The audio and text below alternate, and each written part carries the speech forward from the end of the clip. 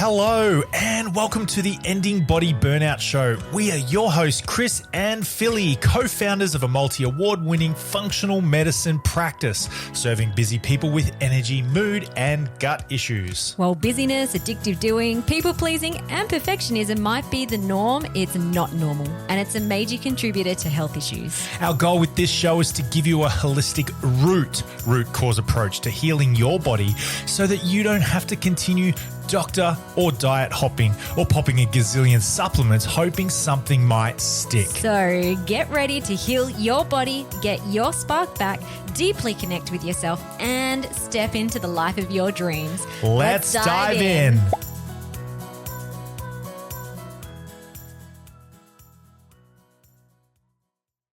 G'day guys, and welcome to this episode of the Ending Body Burnout Show. It's 2026. Yeah, it is. Is it February right now? It will be February when this episode goes live. And also, people, 1 week. If you're listening to this on the day that the episode goes live, it is 1 week until doors open to our Ending Body Burnout Method program again, which is super exciting because we only open doors 3 times a year. So if you are a keen bean, or even if you're just curious around how you can work with us to address your body burnout, often that shows up as energy, mood, gut issues, and you're running busy, overdoing, people-pleasing, perfectionism patterns, head down to the link below, check out the Ending Body Burnout Method. You can also pop your name on the waitlist, and waitlisters will get access to joining the program 2 days before the doors officially open. Bonuses or benefit of doing that is you get $500 worth of early bird bonuses. Yay. Plus, we only have limited spaces. So we've only got 25 spaces to welcome in new clients.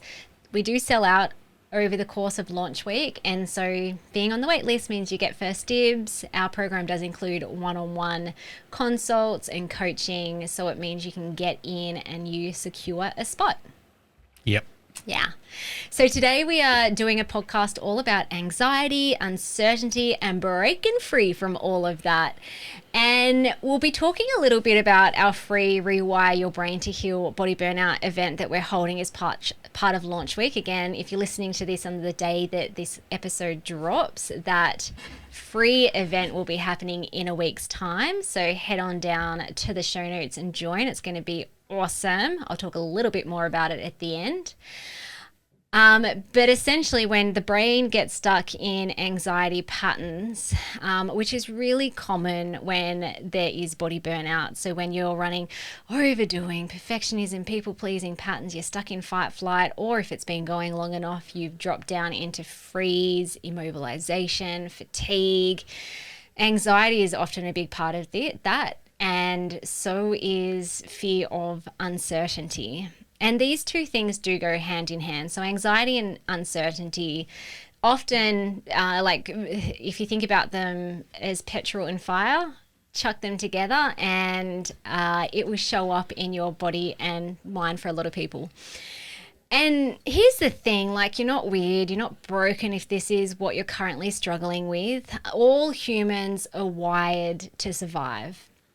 And our brain and our nervous system loves familiarity, which also means it loves certainty in general. So when you feel certain about things, when you know that the sun will rise tomorrow morning, when you know that you will have food today, or you'll know where to get that food from, when you know that you have people around you to love and protect you, I'm kind of talking about caveman evolution days as well here, then that equals safety. So when you're certain about the world and you and your life within it, then you can feel secure and safe and comfortable.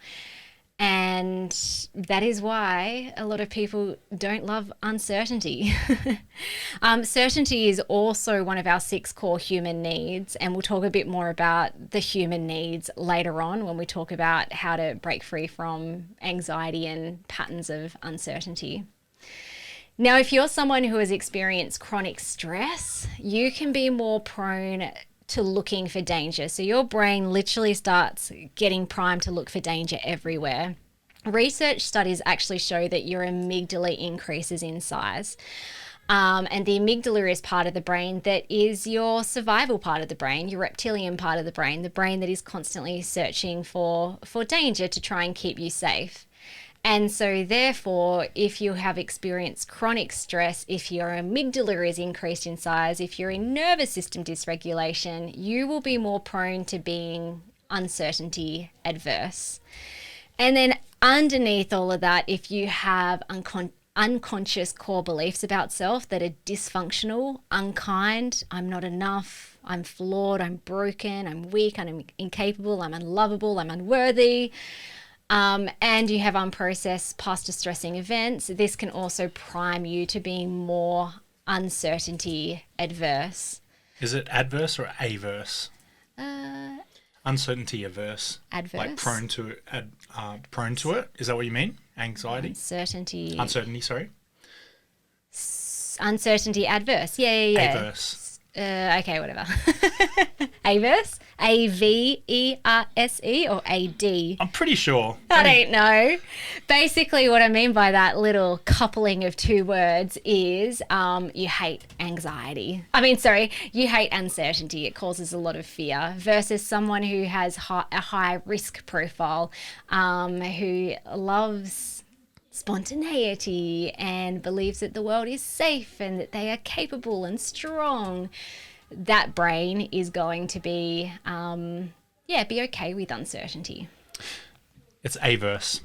What does adverse mean? Well, adverse, if you think about adversity as like a challenge, it's so adverse means preventing success or development, harmful or unfavorable. Oh, So, I think that could work as like well. it could then. work, but having a strong dislike of something is averse. Okay, people, I learned something. This is the way it works in our relationship. Philly has the PhD in English literature, but I do the words. I don't know how to spell. Okay, so I'll give you an example of that. And again, if you've been a long-term listener of our podcast, you would have heard my story around the belief underneath the burnout patterns that I was running. So I had a deep belief that I was weak and incapable. How this showed up for me was bad things will happen if I'm not in control of everything. I have to be in control of the money. I have to be in control of the shopping. I have to be in control of the travel and the holidays. And I have to be in control of when the plants are watered, and, kind of exhausting if you just go down that big list. And so it showed up for me as a pattern of control, which also meant that I was fearing uncertainty. So if deep down below the surface I believed I was weak and incapable, I had to try really, really hard to control everything because uncertainty was exposure. So if something uncertain happened and I wasn't ready for it and exposed me to the rest of the world, how weak and pathetic I was, then the worst fear about myself would be confirmed. And so, it caused a lot of anxiety for me. And so, when you are fearing uncertainty, patterns of anxiety can start showing up as a I'm not safe signal in times of uncertainty. Here that I just said patterns of anxiety. So you don't have anxiety. You're not an anxious person. You just might show up with patterns of anxiety, which is simply a signal that you're currently not feeling safe in some way. For me, that showed up as chronic anxiety, repetitive thoughts, a little bit of OCD stuff happening as well, hypervigilance, always snappy, very much struggled with spontaneity and change, panic attacks, insomnia, busy, overdoing, can't relax, perfectionism patterns, and then also psychosomatic symptoms in my body and chronic inflammation in my body. Mine was breathing, perfection, rumination, repetitive thoughts, cyclical, like just going around and around and around and around, like that sort of stuff, hearing sound bites that repeat over and over again, snapping, that sort of thing. It would be on the basketball court. Now I recognize it. Oh man, for anyone who played basketball against me, especially against me back in the day, I'm sorry. You used to get feisty and it really was anxiety. I averaged 4.9 fouls in 2006. 4.9 fouls. I fouled out every game except for the very last game. Learnt your lesson by then. To keep your mouth shut. No, not really. No, it took me your another. Team was just doing really well that day. Another 12 years before I started working on it. Really. Yeah. Okay. When I think about it, but yeah, like anxiety for me was showed up a little bit different to you. And was that around uncertainty specifically? Like it was kind of like, I have to try really hard. I have to own the game. I have to prove and defend so that I'm awesome, so that I win, so that everyone loves me and I don't get rejected.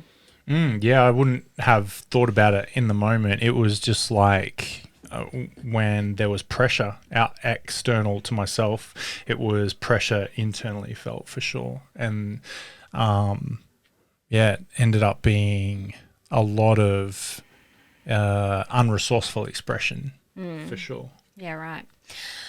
Okay, so as a recap around the link between uncertainty and anxiety, uncertainty triggers anxiety because your brain's core job, or the amygdala, because there's lots of different parts of the brain, the amygdala's core job is to keep you alive, and not knowing what might happen in the next minute, hour, day, year gets interpreted as a potential threat. What if the tiger is about to chase me? What if my girlfriend is about to dump me, if I'm talking about Chris? What if I don't get that shot in that I have been... You called me a girlfriend. I'm your girlfriend. Your past girlfriends. Oh. So here's what's going on from a neuroscience perspective. Your brain hates missing information. So when there's a gap, when there's no clear outcome, no timeline, no answer, it tries to fill it really fast. And anxiety is a really good way of doing that, because then it's like, anxiety is essentially an obsession with the future. It's trying to control what might happen, all the different pathways that might happen in the future. So it keeps you in an alert state. Uncertainty also removes your sense of control. So again, control equals safety to the brain, the nervous system. When you can't control the outcome, your system ramps up to try and create control. And that's where you can start having those anxiety patterns, overthinking, checking, double checking, triple checking, researching, seeking out reassurance from other people, or, even just the internet. And your threat system would rather be wrong than unprepared. So from a survival perspective, it's safer to assume the worst and be ready than assume it's fine and be caught off guard. So your brain and your eyes and your mind starts leaning towards a negativity bias under uncertainty. It's like, well, if I don't really know what's going to happen here, then I'm going to expect the worst. And so then, therefore, the brain is wired to look for negative things that aren't working, things that are hard, challenging, lack of progress. When being in the military played into that, as well as playing sport, you're being prepared for all things, and then doing scouts and ventures and things like that. The motto is be prepared, and there's a saying, it's 2 is 1 and 1 is none. And so if you go out on an exercise or hiking even or whatever, if I don't have 2 fire sources, or if I don't have 2 water things, then I feel like we talked about this, like sometimes the pattern can show up. We've talked about this on a previous episode around preparation for going on a hike or doing anything that might involve someone hurting themselves, getting bitten by a snake, getting eaten by a shark, drowning, where it's like you have to buy, that was the spending habits. You have to buy all the things so that you're fully prepared. Some people aren't okay with that, but I'm okay with that. So I don't think it's unresourceful. Okay. So when you're in body burnout, your tolerance gets much lower. So you've been experiencing a lot of chronic stress. You're already depleted. You're in adrenal fatigue often. Dopamine, serotonin levels are depleted. You're underslept, inflamed, hormonally stressed. So therefore, your body and your mind and your nervous system has less capacity. So uncertainty in the past might have felt a bit annoying, but now, or if you're in a state of body burnout, it can feel really intolerable, really dangerous, really urgent. So again, you're not broken. It's just there's some signals trying to get your attention. Okay. I wanted to do a little piece on how this shows up in healing specifically. And this is based on clients that we've worked with. It's not only one client. It's often a pattern that shows up with certain clients, depending on what their unconscious core beliefs are and their programming and their patterning. Essentially, uncertainty can lead to body burnout. As we talked about before, it can really ramp up those stress hormones and it can deplete your body systems even more. And it can also block a person's efforts to heal. So one client shared with us recently that he was having uncertainty around how to move forward to recover from chronic fatigue because recovery was feeling so slow. And he had many different pathways and many different protocols that he could work on. You know, we had the lab data. I knew where we were going, but he's like looking at all this information. It's like, oh, maybe I should do that. Maybe, Philly, should I do this or should I do that? And when we broke it down, what was happening was it was leading to procrastination and analysis paralysis. And even when he started or was doing a protocol, he never quite felt like it was the right thing, even when he was following the plan. So needed a constant reassurance and, more evidence that this is going to be the right thing that would heal the chronic fatigue. And underneath the surface, it was around uncertainty. So it's like, patterns in my life or in the past, there have been a lot of times I felt unsafe when I didn't have certainty, when I didn't know what the right thing was to do, when I didn't know what the next step would be. So that was impacting, the healing journey, because it was actually slowing it down, even though the uncertainty and the anxiety around it was around like, I need to know exactly what's going to happen next so it is faster. By the way, all of these people that I'm thinking about have broken through a lot of this, which is so cool, which is what we do inside our Ending Body Burnout Method. We're not expecting people to come to us to be perfect clients and to do exactly what we say. 95% of the work is helping people move through their blocks, so they're actually healing in a way that heals rather than causes more body burnout. Another client, and again, this isn't the only client, and it's something common that I see, where she was having some flare-ups. So sensitive, it was quite sensitive to a lot of things, different foods, different supplements, even doing metaphysical work and looking at beliefs underneath and rewiring was causing her system to have a fight-flight response and was triggering anxiety. And so, again, this was connected to uncertainty. So it made her start questioning, is this the right thing for me? Maybe I'm doing it wrong, or maybe this is the wrong thing. Why am I feeling worse, not better? And also started showing up as stories around, maybe I'll never be able to heal. Maybe I'm just going to be the person that tries so hard and does all the things, but my body freaks out with anything I'm trying to do. And so therefore I'm going to be stuck forever. Again, like initially this led to nervous system shutdown, where it's just like, too hard, let's shut down, let's escape. But also created an anxiety loop around I'm broken. And also started feeding a belief around, or a lack of trust in the healing process and in self. So again, this client has broken through this. It took a lot of time and a lot of dancing, and a lot of coaching, but this is where I see uncertainty, anxiety blocking the healing process.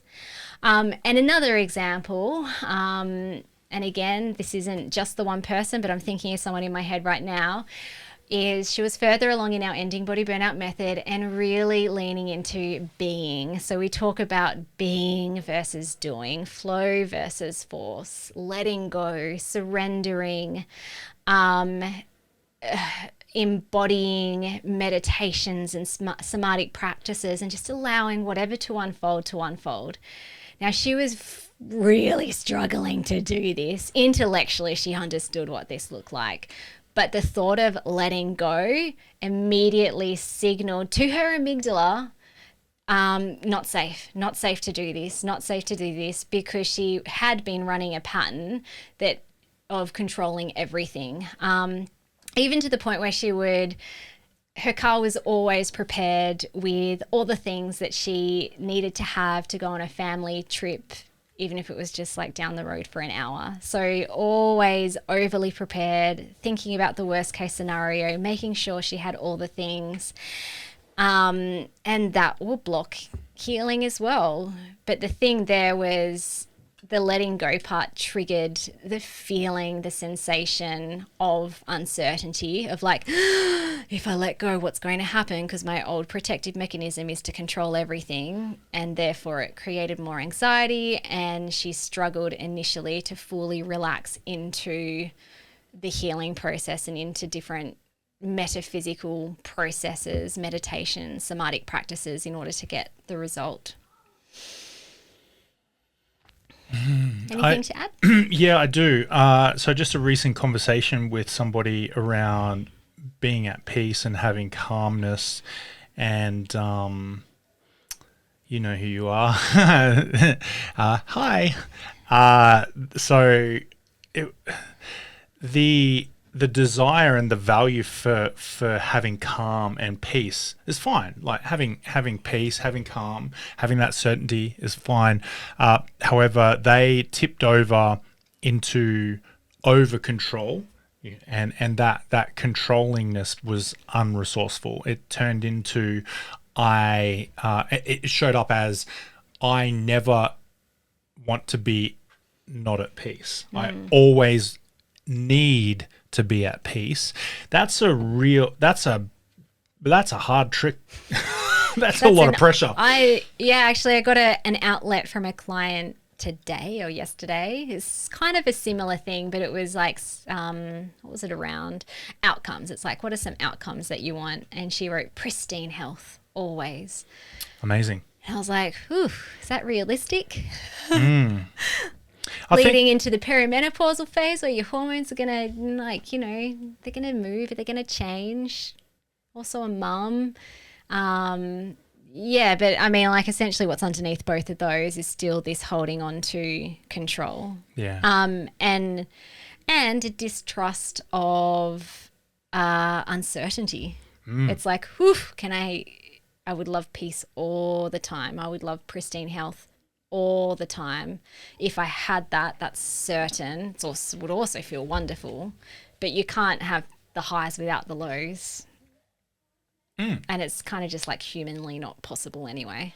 Yeah, that's the main thing. Humanly not possible. And as the saying goes, in kinesiology, or in the spiral anyway, I'm okay with blah blah. I'm okay with not having blah blah, or not being blah blah, you know. So I'm okay with uncertainty. I'm not okay with uncertainty. Yeah, or I'm let's just say it's what did you say about that person? Pristine health. No, before that it was pristine health, or packing the car, or anything like that, you know. Like, I'm okay with something coming up. I'm okay with something not coming up. I'm okay with being prepared for something coming up and not having the preparation. And then the opposite of that. That I think it's possible to lean into uncertainty resourcefully, for sure. Yeah. Now we're going to talk about how to start rewiring the uncertainty anxiety loop so you can break through from it. But before we do, I want to talk about our recent road trip. This was actually the recent road trip Give me home among gum trees. Was the inspiration for this episode, but I'm like, I don't know, like it probably wouldn't be very on brand if we just talk about our camping trips. I'm like, what are some lessons that I learned along the way that would also help? Are you about to say, but it is on brand? Well, it totally is. Yeah, it's like freedom. Yeah, and then also like living on purpose, being how you want to be. Yeah. So can we get to that? Because I want to backtrack before even the camping trip, because this is how uncertainty and anxiety recently showed up for me. Okay. Anxiety patterns. So back in November, I can't remember if I know we've shared this with clients in workshops, but I'm not sure if we've talked about this in the podcast. Maybe we have. Anyway, I will repeat it. So in November, our youngest had a dream that she went to Queensland to South Bank, which we call the plastic beach, because basically it's a man-made beach in the middle of the city. It's her favourite place in the world. I don't know why. I think she's just had some memorable experiences and she loves it. Yeah. Well, fair enough. So anyway, it is a fun day. I had been moving into new levels of growth around really embracing more fun and adventure and spontaneity and living more from the heart rather than the mind.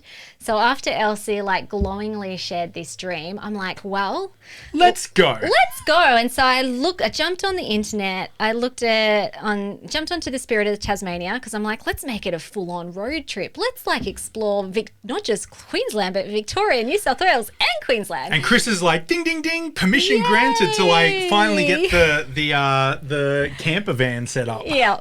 And I was full on expecting that the Spirit would be totally booked out because it was over the Christmas, New Year's school holiday period. But lo and behold, there were a couple of spots left. So I booked it, which one is a sign of progress for me because I usually would not have done that. That is like spontaneity to the max for me, even though I know that we'd been talking about in the past, like going on a road trip and doing the whole camping thing.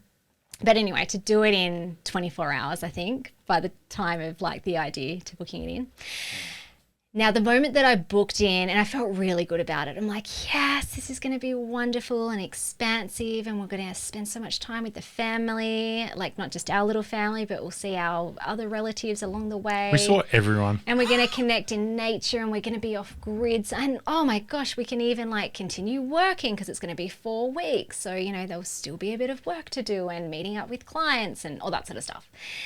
And then the moment, maybe it was the next day or maybe even the moment that I hit press on the submit button, you have booked your trip, I started showing up with anxiety patterns.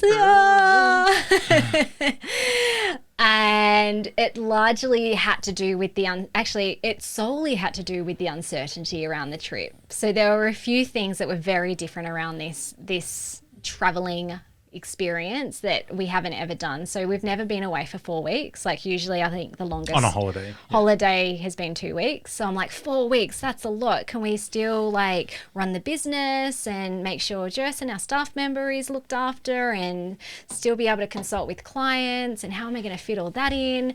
And you know, are we going to have Wi-Fi? And what if I book people in and we don't have Wi-Fi? And then we're camping, so Chris got set up with a rooftop tent and yes, an annex, and he was so excited about that and had a lot of fun shopping. Yes, he did. But for me, I was just like, where are we going to sleep every night? And what if we turn up somewhere and it's unsafe and there's burglars and robbers or drunk people like smashing beer bottles around us? Or like, are there going to be toilets? And I was really stressed out about the heat. So we live in Tasmania and we're going up to like top of Queensland, not all the way, but quite high enough. And I'm like, I love the heat, but I won't be able to sleep in the heat. And if I have no sleep for 4 weeks, this is going to be a disaster. And another big part was relinquishing a lot of control to Chris, because he was in charge of buying all the things like the rooftop tent and making sure we were self-sufficient. The only job I had was to prepare the food, so I made sure we had enough. But I had food to delegate that too. I had to be like, Philly, I'm going to give you a job. And so that was creating uncertainty too, because like I'm the one that usually organises the holidays and I book all the accommodation and I look for all the fun things that we do, and like I'm kind of in control of the money as well. So like I know what our budget is and we don't go over it. But if I give that to Chris, like who knows what's going to happen? exactly what did happen. So these are all the... Philly watches the bank account go, this. It's like, and why are you using business money for that? Oh, dear. We took a lot of footage. So actually there was, and we worked during this holiday. So I feel totally fine that we used some business money. Well, it was a business expense, the stuff that I purchased. So anyway, and then how this showed up. So repetitive thought patterns and overthinking and worst case scenarios.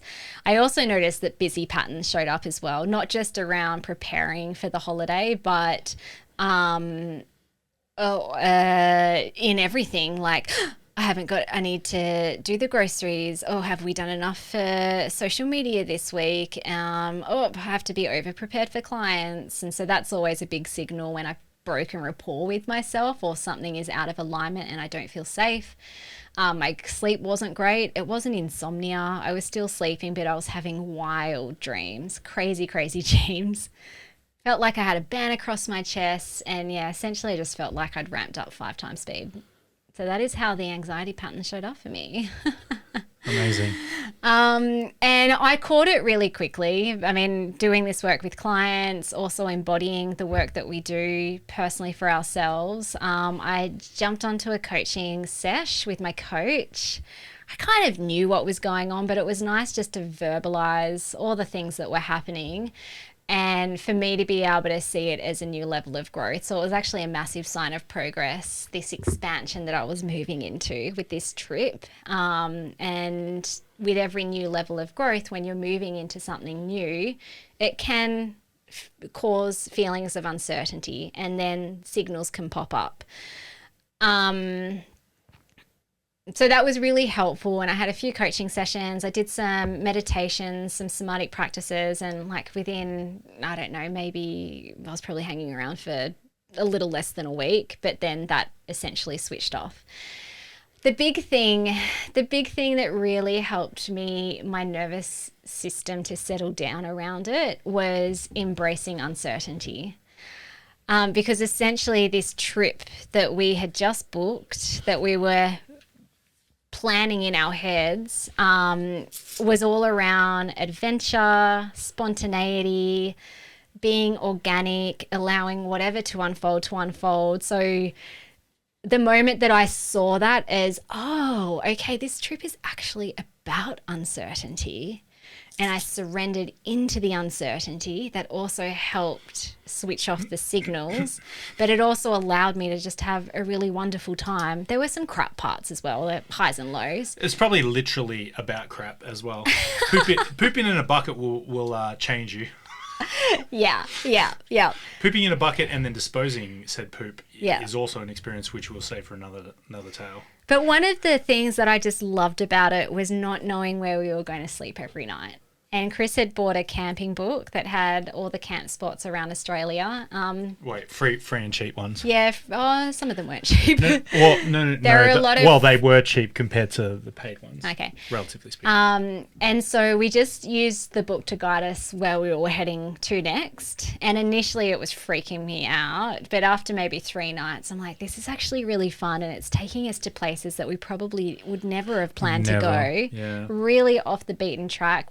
We scored some just most gorgeous camping spots. Like the one outside Gladstone was Boyendale Camp. Oh yeah, the bush camp, where I got flooded. Like Chris got flooded. We also but got it was surrounded, an experience. I liked it. We also got surrounded by wild boars that night. That one you're talking about. Sorry, my bad. Yeah. I got cool. bitten by 3 wasps. We saw a snake. So it wasn't like all sunshine and rainbows, but it was just adversity magic. is amazing. I love it. I love adversity. But here's the thing. I think that what were you saying before that? We went to places that we never would have gone to before, right? And that's what embracing uncertainty gives you as well. Yeah. It's like if you stay in the realm of like, I have to control everything, I have to be certain about everything, you have a very small map and small life. Yeah. Whereas when you start surrendering into uncertainty, embracing it, Like the world is your oyster. And the world is huge too. There's such a beautiful, there is so much beautiful stuff. Okay, so FYI, everybody listening to this, where we live is beautiful. It is probably the best place. Yeah, actually, it's really rubbish. You wouldn't like it. Nah, don't move here. But yeah, so when we were traveling around Australia, there were some parts that it just broke my heart. How impoverished, how run down, how let down, how hurt, how hard and how harsh the experience of those particular locations and communities were. But then we went to some places and it was just an unexpected delight, wasn't it? Like it was amazing. Made me feel very privileged, very lucky, very real blessed. Spiritual. I can't even remember. Nothing happened. I think we packed up from one camp spot. It was after you were flooded. But before that, I was just watching the girls holding hands and they were playing like those little games where you clap hands with each other, and I can't remember what they're called, you know, those things. And then it was New Year's Eve and we bought some ginger beers. We went to the Bundaberg place. We had some ginger beers. Fair bit of sugar in there. There was no internet. It was just beautiful. And I just remember my heart just glowing the next day, even though we'd had a really crap night's sleep because of the flooding. But that was also part of it. I think that made the adventure, because the adversity of it in the middle of the night, I just realized my dog was really, really saturated and wet. And she came and gave me a cuddle. We got a cavoodle and she's just like a wet mop. And I'm like, why are you so wet? And in my foggy, 3 a.m. in the morning, why are you so wet? And then when I moved, the whole bed mattress kind of like water-bedded hydroplane. And I'm like, why is the mattress floating? And then it hit me and I woke up and I'm like, I am flooded. And got out and I realized like that part was all dirt when we went there. It was like a beautiful flat. I'm like, yeah, this is going to be the best place to sleep in the tent in the annex and stuff. There's like no rocks and all this sort of stuff. It's beautiful. It's even like laid out and flat. Anyway, I realized why there was no vegetation growing on that flat spot. It's because that's where the puddles go when it rains. So we camped in a puddle. And it rained. And in the middle of the night, I tried to dig a little trench with my ET and entrenching tool, and that worked until the rain kept coming. And then you ended up sleeping in the car. And I was just like, poop. But for 2 hours, all I heard was I'm like, and I didn't want to say anything out loud because I didn't want Chris say, oh, you're awake, come and help me. So I'm like, oh, just stay quiet and hopefully he stops making that noise soon and just either comes up into the tent and sleeps with us or not. I mean, one thing that was a benefit of me relinquishing most of the control to you was like me and the girls were actually treated like princesses, I feel. So we got to sleep in the rooftop tent. I mean, there was enough space for Chris too as well, but you chose not to because your body temperature is way hotter than ours. And I could relax even more. I could spread out and snore and not annoy people. Yeah, I had the time of my life. It was great. But also because it was like, well, Chris is taking lead on this holiday. I'm releasing all control to him, minus the food. I will lap this up. I will lap being treated like a princess.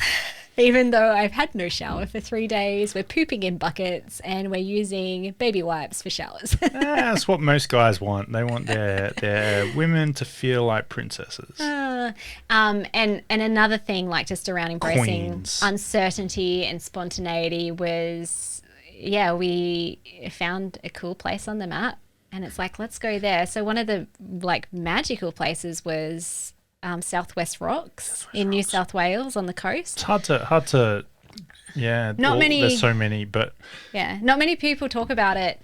Actually, I've never heard about it. And when we were leaving to go from Brisbane to Sydney, a few people were like, oh yeah, that won't take you very long. You could get down there in a day. I'm like, I don't want to fang the car and get down to Sydney in a day just for the sake of certainty. Let's explore. And so anyway, we came across this beautiful coastal town and I was swimming with dolphins in real life. Mm-hmm. Like, how amazing. And then everyone was caught out of the beach because they thought they saw a shark, but there wasn't a shark. So then we all went swimming again. Where is Southwest Rocks again? It's near Byron Bay, is it? It's below Byron Bay. Yeah, I forget where it is. But it was beautiful. It was so beautiful. It was super beautiful. Okay, so I mean, we could talk heaps more about our trip, but let's talk about how to start breaking free from fear of uncertainty and anxiety. So I briefly mentioned earlier that we have 6 core needs. This actually comes from Tony Robbins. So the 6 core needs are certainty, variety, love and connection, significance, growth and contribution. And this is a framework that we use with our clients when they first start working with us. So if the very first 6 core need is certainty, then certainty is important. As I said before, brain, nervous system loves certainty, loves familiarity, loves to know what's coming up. But there's different ways that you can create certainty in a really healthy, resourceful way without becoming over-controlling or without shutting down to uncertainty or, stuck in analysis paralysis. So the first one would be embracing uncertainty, as I was talking about before, because at the end of the day, nothing is certain. Like we often say, well, the sun is going to rise and the moon is going to rise, but do we even know? Like maybe one day it won't. So nothing in this life is certain. So the moment that you embrace uncertainty as a given, that actually creates certainty. It's like, there's certainty that there is no certainty. Okay. And then the next piece in that would be backing yourself. So doing the deeper work, which I'll talk about in a moment, doing the deeper work to resolve and let go of and rewire, reprogram unkind beliefs about yourself, unresourceful beliefs about yourself, so that you're backing yourself, so that you know who you are, so that you know that you can handle it. Anything that comes your way, you're strong, you're resourceful, you're lovable, you're wonderful. So that's, building self-confidence and backing yourself gives you certainty.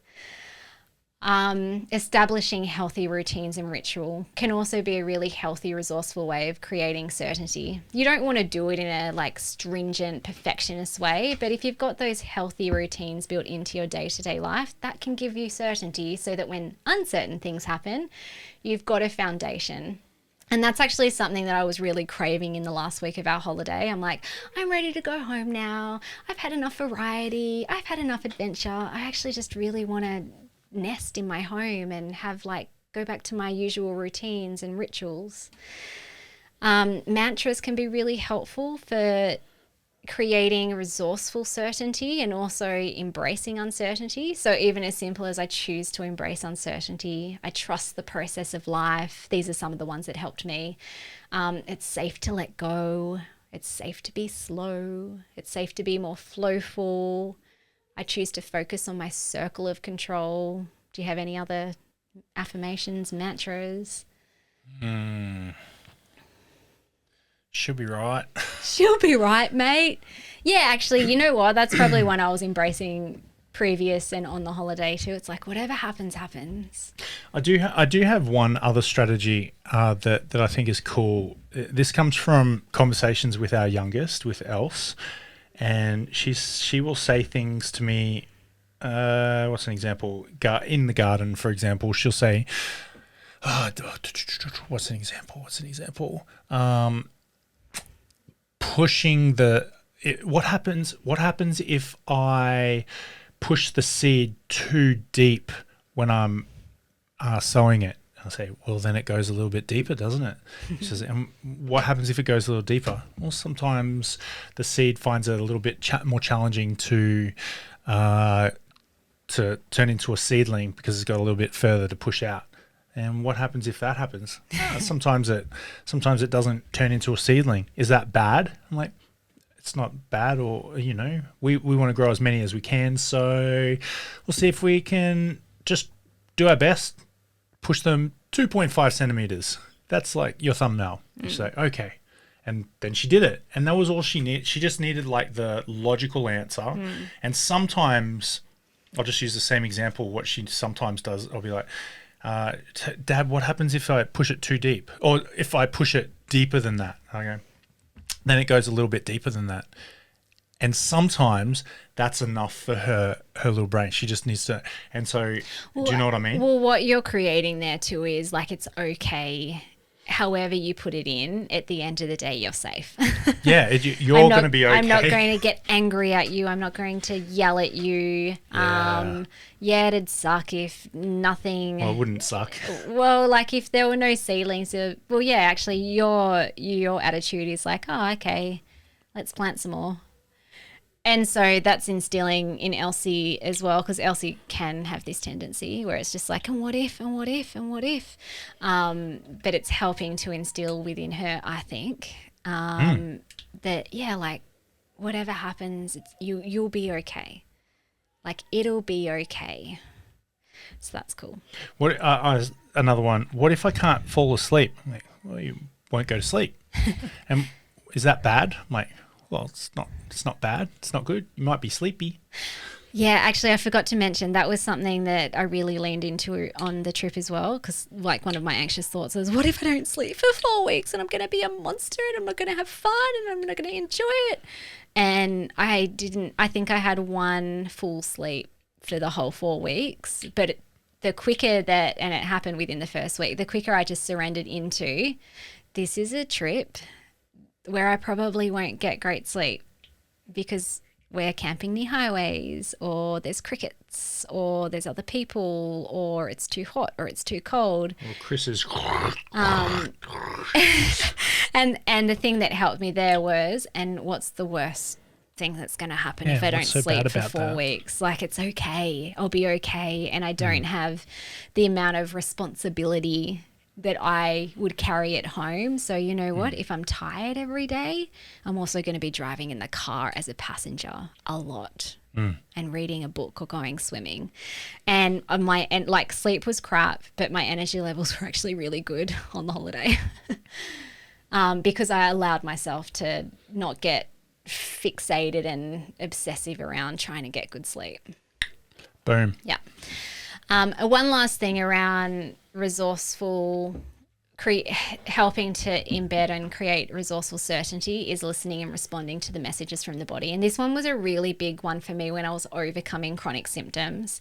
So this helped me to shift from the fear of flaring up, of having a flare up of symptoms, which would create all sorts of uncertainty. Am I ever going to get better? And like, then trying to like control why and what was the trigger and like, how can I avoid that to happen? Blah, blah, blah, blah, blah.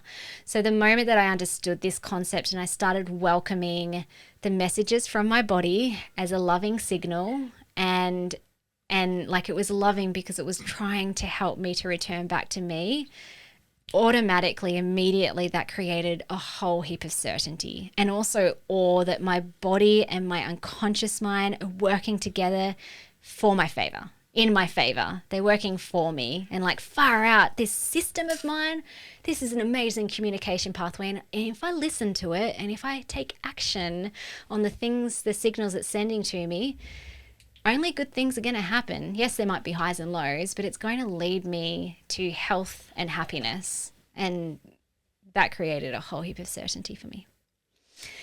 So, as I mentioned before, next week, if you're watching this on the day that this is dropping or the week that it's dropping, we are running our free Rewire Your Brain to Heal Body Burnout. We have held it in the past. We get heaps of great feedback from it. We get heaps of interest. People ask us to put it on again, especially if they weren't able to make it. So we're doing it again as part of launch week. And essentially, the 3 days will dig deeper into how to break free from anxiety, uncertainty, and body burnout in general if you're stuck in a pattern of fight, flight, or freeze. So on day one, we're going to help you assess or get clear on body systems that are impacting dysregulation, that are causing brain inflammation, that are causing anxiety and causing these programming and patterns to morph into a monster. On day two, we'll help you to get to the root cause. So in our practice, we believe that the deepest root cause of body burnout is the deepest fear you have about yourself. So a deep unconscious core root belief about self. That'll be a beautiful transformational coaching session, which will help you to get a lot of clarity around the patterns that you're running and what's happening underneath the surface, so you can actually start changing it. And then on day 3, we'll help you to switch off symptoms. So this is where we'll really help you to listen and communicate with the signals coming from your body and help you to rewire neural pathways. So everything can start calming down and healing optimally and functioning optimally. So check out the show notes and register for that one. It is free. Boom. Awesome. All right, guys, have the best day ever and chat to you later. Bye-bye.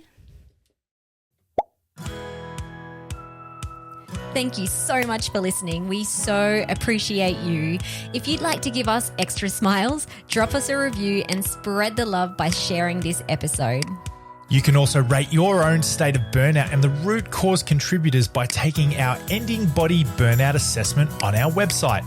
And if you're interested in learning about our group or one-on-one Ending Body Burnout programs, shoot us a DM via Instagram or Facebook. Have the best day ever.